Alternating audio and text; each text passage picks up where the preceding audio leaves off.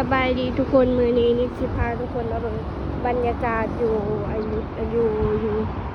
ที่ต่างจังหวัดเป็นจังไดเนาะบรรยากาศงามแห้งทุกคนเบิ่งแสงอาทิตย์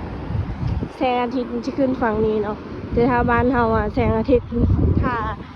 อยู่บ้านเฮาแสงอาทิตย์ขึ้นฝั่งพุทธอยู่นี่ขึ้นฝั่งนี้ใกล้ๆสีสงกรานต์แล้วเบิ่งดอกคูณแบบดอกคูณดอกงามทุกคนอยู่ข้างหน้าเขาแบบจักสิงามจังใดเนาะดอกหญ้า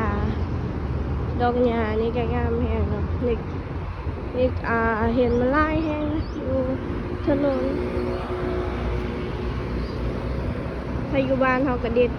ลอยไปลินเนาะแต่ว่าอยู่นี้บ่มีมูลินมีแต่อยากลินเนี่ยเห็นว่ามันดอกอีลายแฮงมีแบบลายชนิดเลยมีลายพันธุ์แต่ถ้าอยู่บ้านก็ลินทุกชนิดแทบจะทุกชนิดบอกเคยเจอเด็กคนน้องมีจังเพียงบ่มีใครอยากรู้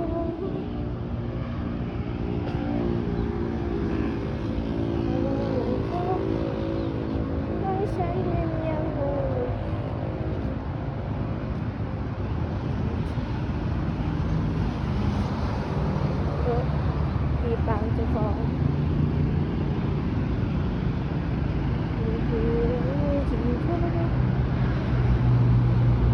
พอสิทิมเจ้าละเด้อเพราะเขาเสนนี่แบบดอกแบบนี้ก็มี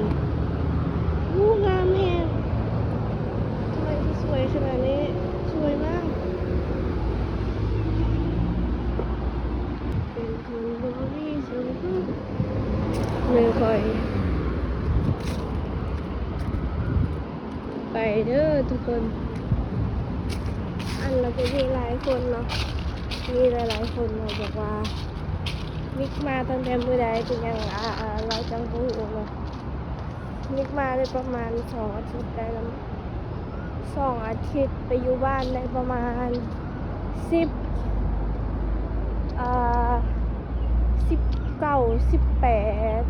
19ประมาณ20 มื้อนี่ล่ะกลับไปอยู่บ้านประมาณ20ถ้าเราเอารวมๆแล้วก็20 วันเนาะไปอยู่บ้าน20 วันต้นเลยทุกคนปกติบ่เคยอยู่โดนขนาดนั้นอันนี้คือว่าโดนเพราะว่าแม่ก็บ่ค่อยยังอยากอยู่นะแม่บอกว่าอย่าพาไปอยู่กับแม่ก็นี่ก็เลยอยู่ต่ออีกแต่ก็เงินหมดแล้วก็ฟ้าวมากในบัดนี้เจ้า